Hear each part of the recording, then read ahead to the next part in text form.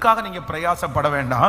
என் சூழ்நிலை மாறணும், இந்த மேனேஜரை ஆண்டவர் தூக்கி போடணும், இந்த வேலை செய்யறவங்க என்னை விட்டு போகணும், இந்த இடத்துல நான் இருக்கக்கூடாது அப்படின்னு ஜெபம் பண்றதை விட்டுட்டு நம்ம என்ன ஜெபிக்கணும் அப்படின்னு சொன்னா, அந்த இடத்துல என்னை பயன்படுத்துகிற ஒரு கருவியாய் கர்த்தர் மாற்றுங்க.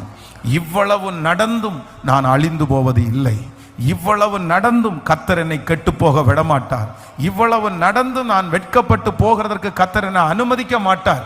என்ன நடந்தாலும் என்னை கொண்டு செய்ய நினைத்ததை அந்த இடத்துல செய்து முடிக்கிறதற்கு கர்த்தர் வல்லவராய் இருக்கிறார். ஆமென்.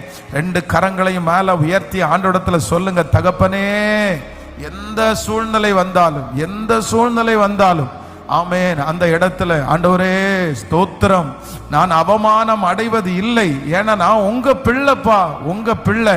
அந்த இடத்துல நான் தாங்கி சகித்து அப்பா நிற்கக்கூடிய ஒரு பலனை எனக்கு தருகிற ஒரு நல்ல கண்மலை. ஆமென்.